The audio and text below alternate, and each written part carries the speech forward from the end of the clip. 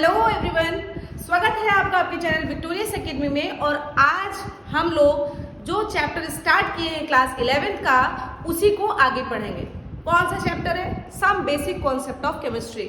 बिल्कुल introductory part आज भी पढ़ना है और इसी के बाद से कुछ मेजरमेंट एंड यूनिट्स पढ़नी है और तब फिर आपके चैप्टर का मेन पोर्शन स्टार्ट होगा। तो बच्चा जो आपके सेकेंड लेक्चर में हमको बताना है वो बताना है मैटर क्या है, मैटर के टाइप्स क्या है, ये सारी चीजें आ जाएंगी। ठीक है, तो मैटर की बातें अगर करें तो मैक्रोस्कोपिक लेवल पर मैटर तो दो प्रकार का होता है। वैसे तो मैटर में आप लोगों ने पढ़ा है कि तीन टाइप्स के होते हैं, solid, liquid, gas, but macroscopic level पर ये मेन दो प्रकार का होता है। एक होता है प्योर सब्सटेंस, एक होता है इम्प्योर सब्सटेंस। प्योर सब्सटेंस को एलिमेंट्स कंपाउंड्स में डिवाइड किया गया है, एलिमेंट्स को मेटल, नॉन मेटल्स, मेटलॉइड्स में डिवाइड किया गया है। उसी तरीके से इम्प्योर सब्सटेंस को मिक्सचर कहते हैं। मिक्सचर दो प्रकार के होते हैं, होमोजीनस एंड हेट्रोजीनस मिक्सचर। तो इस तरीके से आप लोगों ने पूरा का पूरा एक डीलिंग कर लिया कि आखिर मैटर क्या होता है। बट अब हम लोग उसके अंदर की बात पढ़ेंगे कि आखिर प्योर सब्सटेंस को प्योर क्यों कहते हैं, इम्प्योर सब्सटेंस को इम्प्योर क्यों कहते हैं, एलिमेंट्स, कंपाउंड्स, ये सब है क्या, ये पढ़ेंगे अब हम लोग। ठीक है, तो शुरुआत आज के लेक्चर की यहीं से होती है। इसका स्क्रीनशॉट लीजिए, इसके बाद हम लोग पढ़ेंगे that what is pure substance. Please take screenshot. अब हमको पढ़ना है about pure substance. Pure substance का मतलब ही है कि हर चीज एक फिक्स्ड अमाउंट में है, तभी तो वो प्योर है यार। जैसे अगर आप H2O लीजिए, H2O में H और हाइड्रोजन, वाटर के अलावा, जैसे अगर पानी की बात आप कर रहे हो, H2O की बात कर रहे हो आप, तो H2O में सिर्फ H2O है। ये क्या बोल गए अभी समझ में नहीं आएगा, अभी थोड़ा सा जब आपको कंपाउंड्स के बारे में पढ़ाएंगे तो शायद सब तब समझ में आए। बट H2O हो गया, CO2 हो गया। अब कार्बन डाइऑक्साइड गैस की अगर बात करोगे तो क्या उसमें नाइट्रोजन भी घुस जाएगा क्या? या नाइट्रोजन गैस की बात करोगे तो क्या उसमें CO2 भी घुस जाएगा क्या? CO2 है तो सिर्फ CO2 है, H2O है तो सिर्फ H2O है, ग्लूकोज है तो सिर्फ ग्लूकोज है। बट इसमें हर चीज एक फिक्स्ड रेशियो में रहती है। जैसे H2O है बेटू, और H2O आपने लिखा, इसको कहाँ लिखते हैं, इस तरह लिखते हैं ना। अगर H2O आपने लिखा तो देखो इसमें 2 के रेशियो और 1 के रेशियो में हाइड्रोजन और ऑक्सीजन है। तो इसको क्या हम लोग 8 रेशियो 4 कर सकते हैं?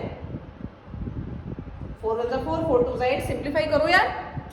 क्या इसको हम लोग 4 रेशियो 2 लिख सकते हैं? लिख सकते हैं। तो मतलब हर चीज ये फिक्स्ड रेशियो में है। कौन? Pure substance. तो प्योर सब्सटेंस में सबसे बड़ी बात यही है कि इसमें कंपोनेंट्स मिक्स्ड रहते हैं। किसमें? फिक्स्ड कंपोजिशन में, फिक्स्ड रेशियो में। लेकिन जो कंपोनेंट होते हैं फिक्स्ड रेशियो में, ये कंपोनेंट्स को आप फिजिकल मेथड से सेपरेट नहीं कर सकते हो।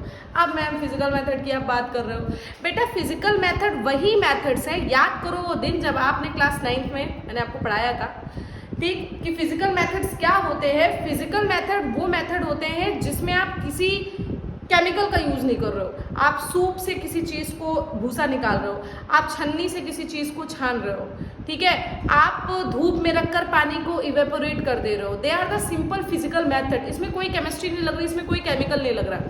तो ये जो कंपोनेंट्स होते हैं प्योर सब्सटेंस के, इनको आप सिंपल फिजिकल मेथड से सेपरेट नहीं कर सकते। क्लियर? तो दूसरा पॉइंट लिखा है the components in pure substance can not be separated by simple physical method because chemical bonds are formed here.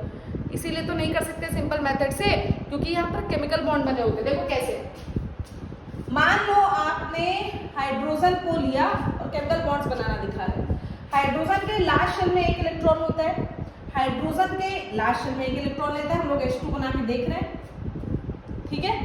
अब जो एटम्स होते हैं, जो मॉलिक्यूल्स बनते हैं, कंपाउंड्स बनते हैं, वो अपने डुप्लेट या ऑक्टेट पूरा करना चाहते हैं स्टेबिलिटी के लिए।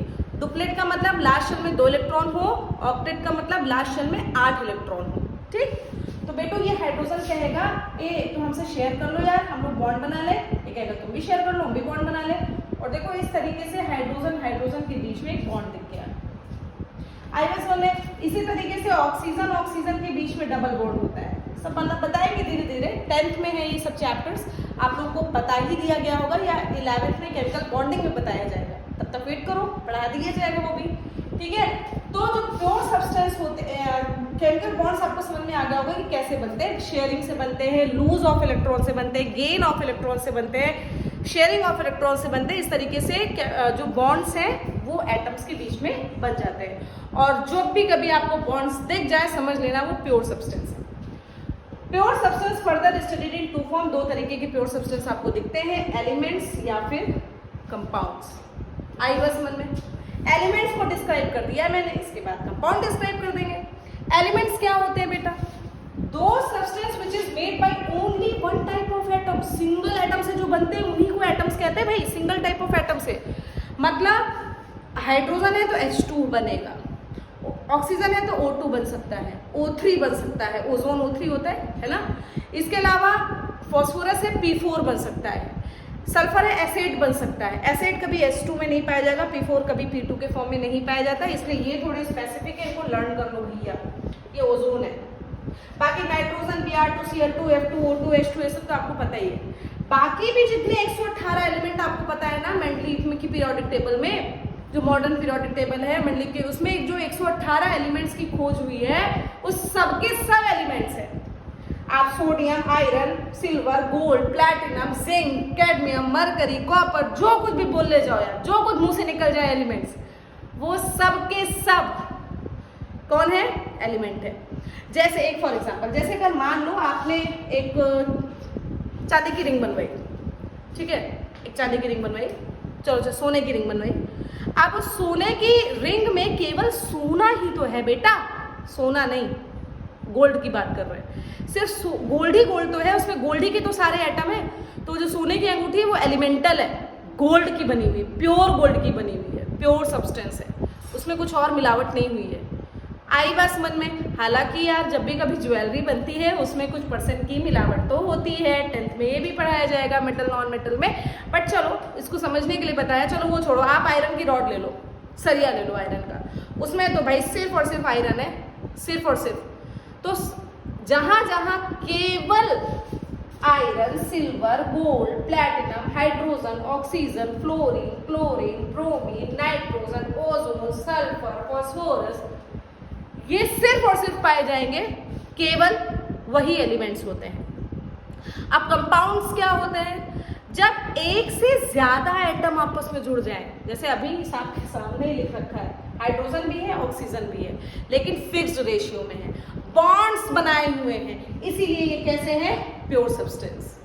आ गई बात समझ में? तो बच्चा इसका स्क्रीनशॉट लीजिए, इसके बाद हम लोग पढ़ते हैं about compounds. Please take screenshot.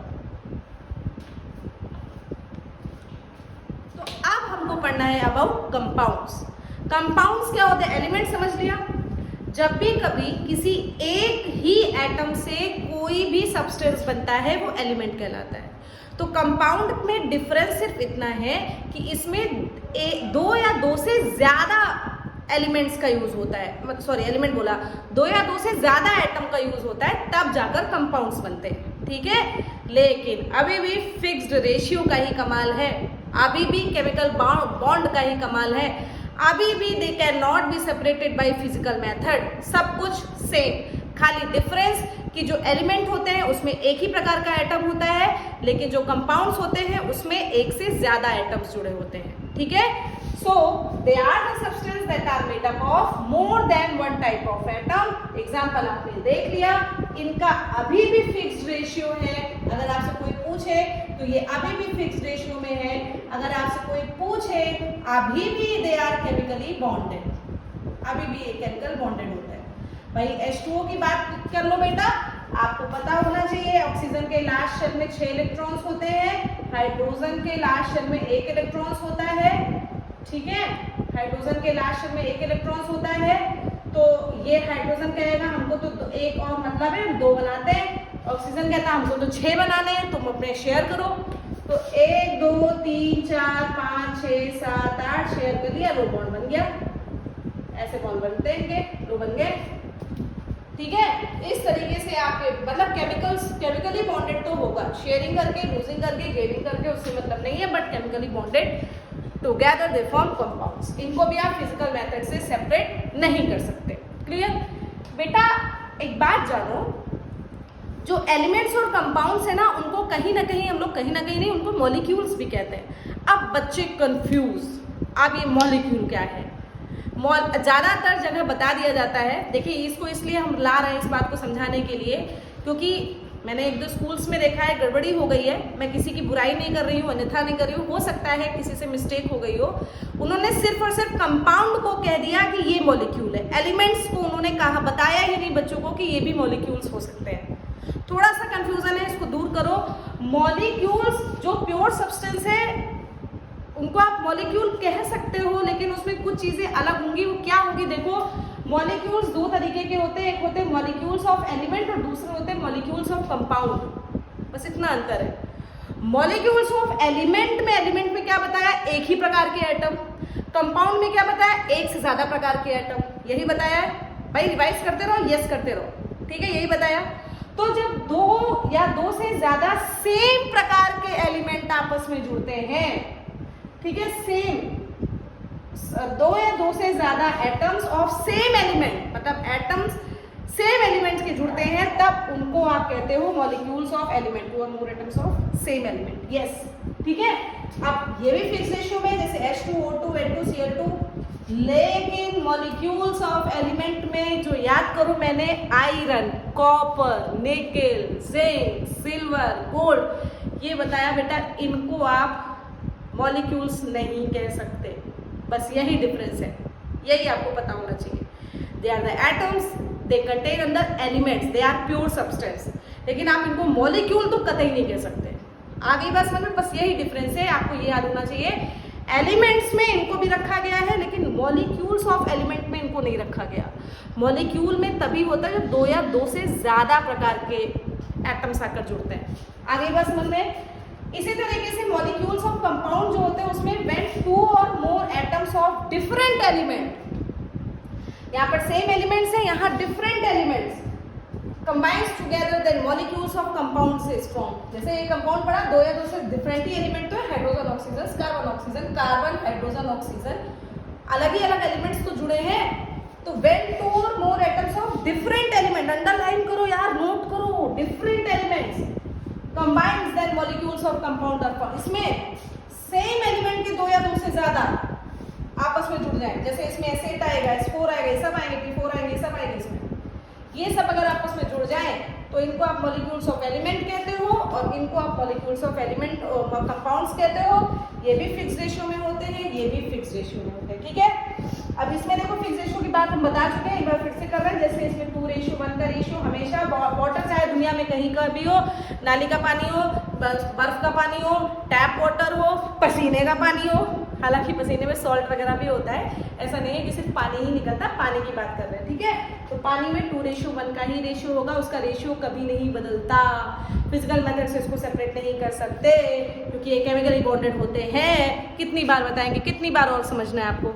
आगे बात समझ में? अच्छा बेटू जी, आपको लगता होगा जब सभी है तो देखो ये केमिकली बॉन्डेड होते हैं ना, जब केमिकली बॉन्डेड होते हैं तो इनका काम भी अलग अलग होता है। जैसे हाइड्रोजन का काम आपको बता दें, थोड़ा सा मन कर रहा है। हाइड्रोजन का काम होता है it Burns with pop sound. ये पॉप साउंड के साथ बर्न होते हैं, इनको आगे लिखे दे रहे ताकि आप कंफ्यूज ना होइएगा। यहाँ पर S8, यहाँ पर P4 ETC, है ना।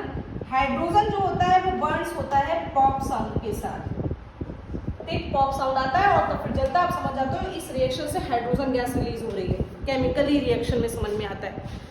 कब फिजिकल मेथड से सेपरेट नहीं होते, केमिकली मेथड से सेपरेट होते हैं। जब ये बर्न होता है, हाइड्रोजन निकलती है तो हमको पॉप साउंड समझ में आती है और तुरंत समझ में आ जाता है यस, यहाँ से क्या निकला, हाइड्रोजन गैस निकली, ठीक है। इसी तरीके से ऑक्सीजन की बात कर ले तो इट हेल्प्स इन कंबस्टन। ये किसी चीज को जलाने में, हाइड्रोकार्बन्स में आपने पढ़ा होगा, कार्बन एंड इट्स कंपाउंड में, ये कंबस्टन में मदद करता है। ये किसी चीज को, हाइड्रोकार्बन्स को जलाकर CO2 वाटर निकालने में मदद करता है। कार्बन एंड इट्स कंपाउंड में पूरा पढ़ाया गया भैया, वीडियो पढ़िए, आप देख सकते हो। इसी तरीके से इधर भी एक एग्जांपल मन कर रहा है, बताते हैं। जैसे वाटर है, वाटर को हम used as a fire extinguisher use कर सकते हैं। आग को बुझाने में देखो कुछ ऐसा इसके अंदर पॉट होता है जो आग से रिएक्ट करके उसको बुझा देता है, समझ में? यानी कि ये रिएक्शन करते हैं यार, ये भर भर के रिएक्शन करते हैं। क्यों करते हैं? क्योंकि इसमें केमिकल बॉन्ड्स होते हैं, वो टूटते हैं, बनते हैं, इसीलिए वो रिएक्ट करते हैं, इसीलिए वो अलग अलग प्रकार के फंक्शंस भी करते हैं। आगे बात समझ में? Very good. तो ये रहा आपके प्योर सब्सटेंस का पूरा ब्यौरा। अब हमको पढ़ना है अबाउट इम्प्योर सब्सटेंस। तो भैया जैसे हम लोग हमेशा करते हैं, स्क्रीनशॉट लीजिए। तो हम लोग फिर पढ़ेंगे impure substance. Please take screenshot. Start about impure substance. Pure substance में क्या बताया गया? केवल और केवल, मतलब प्योर सब्सटेंस का मतलब सिंगल टाइप ऑफ एटम्स उसमें जुड़ते हैं और उसमें मतलब ऐसा होता है कि वो फिजिकल मेथड से सेपरेट नहीं हो सकते, केमिकली बॉन्डेड होते हैं, फिक्स्ड रेशियो होता है, कुछ ऐसी बातें हम लोगों ने पढ़ी। लेकिन जो इम्प्योर सब्सटेंस होता है बेटा, इसमें एक से ज्यादा टाइप ऑफ सब्सटेंस ही जुड़ जाता है। जैसे पानी और क्या, पानी और चीनी, मिट्टी और चीनी, सॉरी क्या बोल दिया, मिट्टी और पानी, बालू और पानी, चौक और पानी। क्या तो मैम सब यही पानी के साथ ही जुड़ रहे हैं क्या? नहीं भैया, अल्कोहल में पानी डाल दो वो भी मिक्सचर है, दूध में पानी मिला दो वो भी मिक्सचर है, ये सब मिक्सचर ही है। समझ में आया?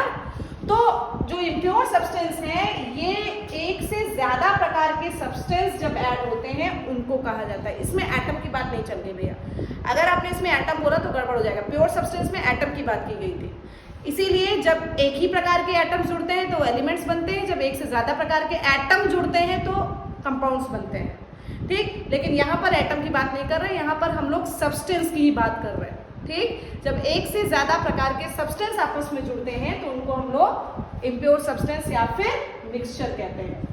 इसमें किसी भी रेशियो में जोड़ा जाता है, पानी कम चीनी ज्यादा, चीनी कम पानी ज्यादा, चौक ज्यादा डाल या पानी कम डाला। ठीक है, तो इस तरीके से किसी भी रेशियो में आप इसको मिक्स कर सकते हो, वो मिक्सचर ही कहलाएगा। So they are fixed mixed in any ratio. इसमें कोई स्पेसिफिक केमिकल बॉन्ड्स नहीं होते। चीनी को पानी में घोलते हो वो सिर्फ घुलता है, चौक को पानी में डालते हो वो सिर्फ घुलता है, चूना पत्थर जो पुताई के लिए व्हाइट चूना आता है उसमें सिर्फ चूना घुलता है, ना कि केमिकली बॉन्डेड होता है। ठीक है, मिक्सचर दो तरीके के होते हैं। अच्छा, एक मिक्सचर दो तरीके के होते हैं, होमोजीनस और हेट्रोजीनस। होमोजीनस के बारे में यहाँ पर लिख रखा है कि ये ऐसे मिक्सचर है जिसमें एक से ज्यादा प्रकार के सब्सटेंस जुड़ते हैं, लेकिन इनको आप फिजिकल मेथड से सेपरेट नहीं कर सकते हो कि उसको छान के अलग कर लो, उसको धूप दिखा के अलग कर लो, नहीं कर सकते हो। ठीक है, सो ये अगर आप चीनी को पानी में घोलोगे बेटा, तो देखो आपको क्या चीनी अलग और पानी अलग दिखेगा क्या? नहीं दिखेगा। तो ऐसा सॉल्यूशन जिसमें आप डिफरेंशिएट ना कर पाओ कि घुली क्या चीज है, नमक को पानी में घोलो, क्या बता लोगे? नहीं ना। तो हवा में है, क्या पहचानते हो क्या कि नाइट्रोजन है, ये ऑक्सीजन है, ये कार्बन डाइऑक्साइड है? नहीं पहचान पाते हो। तो ऐसा सॉल्यूशन, ऐसा मिक्सचर जिसमें आप जब दो या दो से ज्यादा चीजें घोली जाती है तो आप डिफरेंशिएट नहीं कर सकते हो देख के कि इसमें क्या मिलाया गया है, क्या क्या चीज मिली है, आप बता नहीं सकते हो, क्योंकि उसमें कोई विजिबल बाउंड्री नहीं दिखती। आप ग्लास में चीनी और पानी को घोलो, आपके बाउंड्री दिखेगी कि देखो ये शक्कर है, ये पानी के मॉलिक्यूल्स हैं, एटम्स है, क्या बता सकते हो क्या? नहीं बता सकते, नॉट पॉसिबल। बताना तो फिर हमको मैसेज डालना, ठीक है, कि हमने तो देखा, ऐसा हो ही नहीं सकता बच्चों।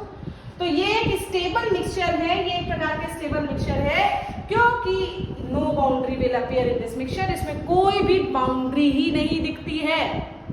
क्लियर हो गया? होमोजेनस मिक्सचर समझ में आया?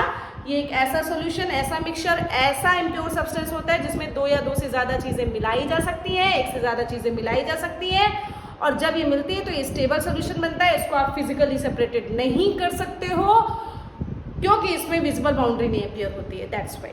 क्लियर? एग्जांपल देख लो भैया, सॉल्ट सॉल्यूशन, यानी कि आप इसमें NaCl और वाटर मिला दो, शुगर सॉल्यूशन, चीनी पानी मिला दो, एयर, ये सारे के सारे सॉल्यूशन आपके कैसे हैं बेटा? ये आपके होमोजेनस मिक्सचर के सॉल्यूशन है। ठीक, तो फिर से स्क्रीनशॉट लो, इसके बाद हम लोग पढ़ेंगे about heterogeneous mixture. Please take screenshot. तो आज के लास्ट टॉपिक में बचा है हेट्रोजेनस, इतना ही पढ़ाएंगे, थोड़ा थोड़ा पढ़ाएंगे, पूरा पढ़ाएंगे, अच्छा पढ़ाएंगे। ठीक, आप थोड़ा थोड़ा पढ़ो, अच्छा पढ़ो।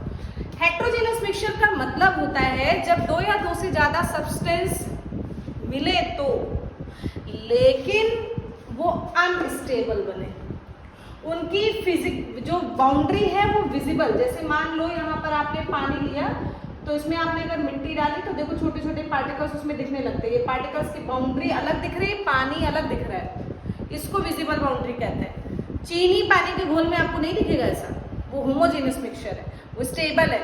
ये बेटा अनस्टेबल है क्योंकि इसमें विजिबल बाउंड्री दिखती है। They are more than one type of substance are mixed, but इनको आप सेपरेट फिजिकल मेथड से सेपरेटेड कर सकते हो भैया। छानो गंदा पानी, मतलब जैसे अगर चीनी बनी, वो चाय बनी, चाय को छानो, चीनी अलग होगी, चीनी और चाय का मिक्सचर होमोजेनस, लेकिन चाय की पत्ती डाल दो, अदरक डाल दो, हेट्रोजीनस। ठीक है, आपका पानी गंदा है, उसमें आपने कंकड़ डाला, छान लो, अलग। इनको आप फिजिकल मेथड से सेपरेट कर सकते हो, होमोजेनस मिक्सचर को आप नहीं सेपरेट कर सकते हो। आया समझ में? तो बेटा आज तक के लिए तो इतना ही। एक छोटा सा टॉपिक एलोट्रॉप्स दिखा है मुझे एनसीईआरटी में, उसको भी देख लो। एलोट्रॉप्स क्या होते हैं बेटू? एलोट्रॉप्स कुछ एलिमेंट्स ऐसे होते हैं जो हमारे नेचर में एक से ज्यादा फिजिकल फॉर्म में अपीयर होते हैं, है ना? एक से ज्यादा फॉर्म में अवेलेबल हो सकते हैं एलिमेंट्स। हाँ, एलिमेंट्स जैसे कार्बन एक से ज्यादा फॉर्म में दिखता है, आयरन तो हमेशा आयरन ही रहेगा, गोल्ड हमेशा गोल्ड ही रहेगा। इसके क्या कोई और फॉर्म्स आपने देखे? बट कार्बन के डिफरेंट फॉर्म्स देखे हैं, नहीं देखे तो आज देखा नहीं तो सुन तो लोगी भाई।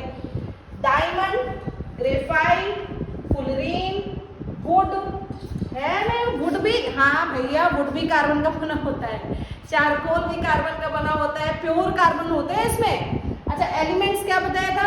सिंगल टाइप का एटम। हाँ, इसमें सिर्फ और सिर्फ carbon carbon carbon carbon carbon carbon carbon carbon carbon carbon carbon carbon carbon, only carbon is made up of, only these substance are made up of only carbon, कुछ और नहीं, केवल कार्बन अपने में बॉन्ड बनाकर रहते हैं यार। इनको अभी आप फिजिकल मेथड से सेपरेटेड नहीं कर सकते हो, ये प्योर सब्सटेंस है।